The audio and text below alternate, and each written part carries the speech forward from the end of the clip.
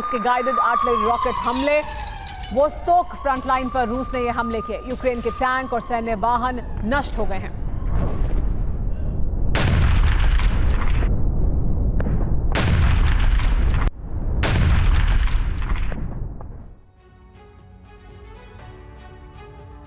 Putin को जब जब यूक्रेन में मिशन पूरा होने की उम्मीद होती है, अमेरिका और यूरोप के देश कोई नया अड़ंगा लगा देते हैं। पुतिन को लग रहा था कि अब हथियारों की सप्लाई बंद हो चुकी है और अब यूक्रेन कुछ ही दिनों में घुटने टेक देगा। लेकिन एक बार फिर युद्ध को लंबा खींचने का प्लान तैयार है। अमेरिका समेत कई देशों से हथियारों की खेप यूक्रेन के लिए रवाना की जा चुकी है। पुतिन क्रोध में अब उन इलाकों पर हमले कर रहे हैं जहां से यूक्रेन में हथियारों की सप्लाई होती है। पोलैंड और रोमानिया की सीमा पर एक बार फिर जबरदस्त बमबारी शुरू हो गई है।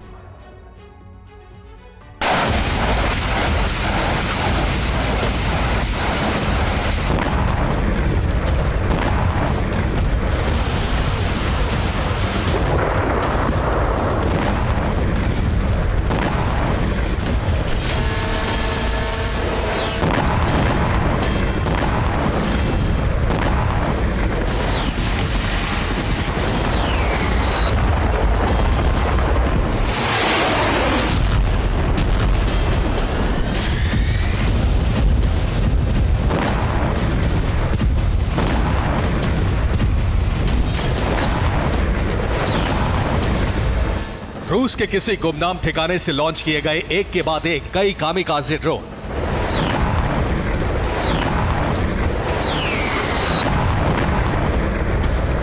यूक्रेन के आसमानी कवच को भेदते हुए ये तमाम ड्रोन सेंट्रल यूक्रेन के कीरोवोहराद प्रांत के ऊपर पहुंच गए।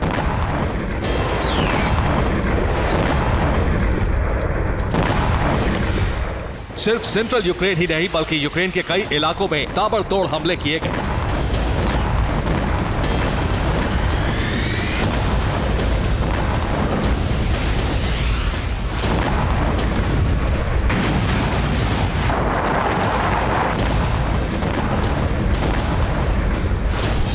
रूस ने हवाई हमले के लिए फाइटर जेट का इस्तेमाल किया। ईरान के ड्रोन से कई हमले किए गए। MLRS और टैंक से गोलाबारी की गई।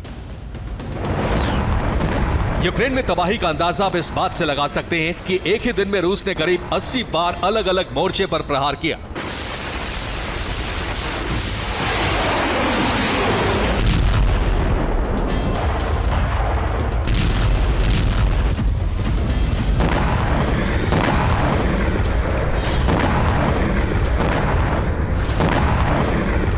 एक रिपोर्ट के मुताबिक रूस यूक्रेन सीमा से यूक्रेनी फौज को पीछे ढकेलने के लिए भीषण हमले किए गए।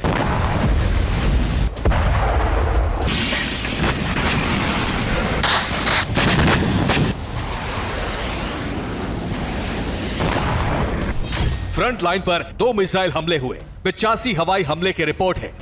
रूस ने यूक्रेन के 79 इलाकों में हमले किए। 63 जगहों पर दोनों सेनाओं की मुठभेड़ हुई।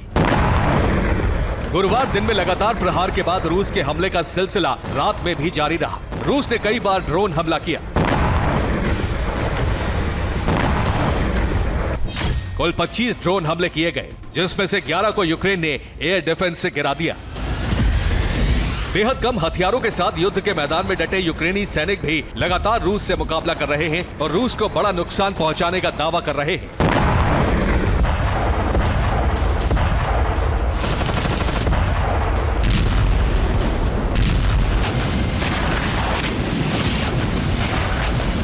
यूक्रेन की सेना का दावा है कि रूस के 830 सैनिकों की मौत हुई है। यूक्रेन लेपर्ड टैंक का बदला लेने का दावा भी कर रहा है। यूक्रेन की सरकार का दावा है कि रूस के ताकतवर टैंकों को लगातार खत्म किया जा रहा है।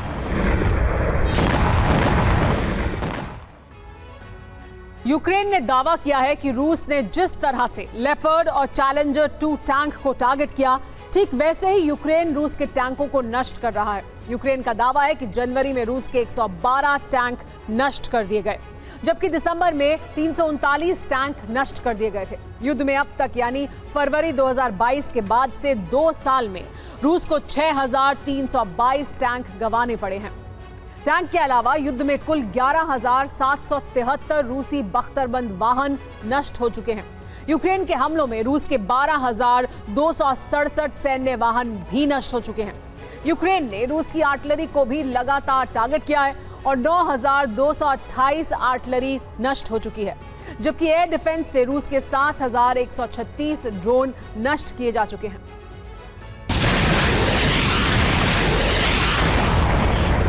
हालांकि एक यूक्रेनियन आर्मी अफसर का दावा है कि रूस के मुकाबले यूक्रेन को बहुत ज्यादा नुकसान उठाना पड़ रहा है, लेकिन सरकार सही आंकड़े नहीं बता रही। यूक्रेन के आर्मी अफसर का दावा है कि कीव में हथियारों के साथ सैनिकों की भी भारी कमी हो गई है, जिसकी वजह से यूक्रेन अब अपने अहम इलाकों की सुरक्षा नहीं कर पा रहा है। रूस के टारगेट पर इस वक्त यूक्रेन के कई अहम इलाके हैं जिन पर रूस का कब्जा हो सकता है।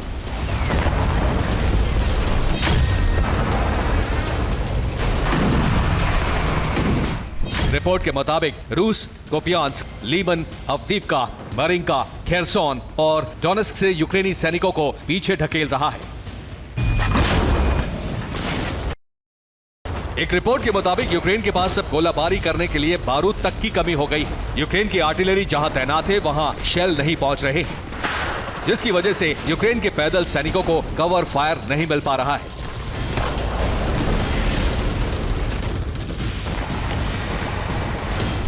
सीमित हथियारों की वजह से यूक्रेन एक दिन में 2000 से ज्यादा गोले नहीं दाग रहा है, जबकि रूस एक दिन में 6000 शेल से गोलाबारी कर रहा है। ईयू ने मार्च तक यूक्रेन को 10 लाख शेल देने का वादा किया था।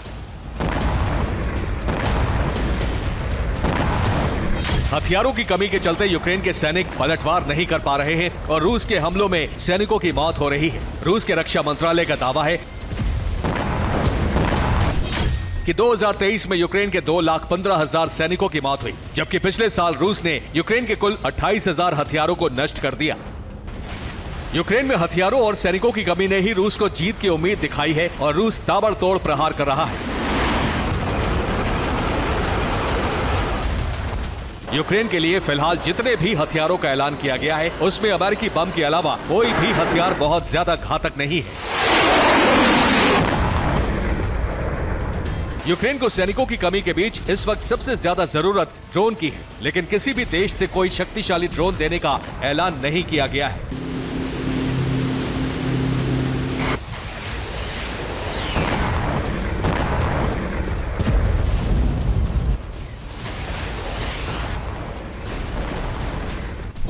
यूक्रेन ऐसे हथियारों की मांग कर रहा है जिसे चलाने के लिए कम से कम सैनिकों की जरूरत पड़े। यूक्रेन ऐसे हथियार चाहता है जिसकी रेंज अधिक हो ताकि सैनिक दूर रहकर सटीक प्रहार कर सके। यूक्रेन को शक्तिशाली टैंक और आर्टिलरी की जरूरत है।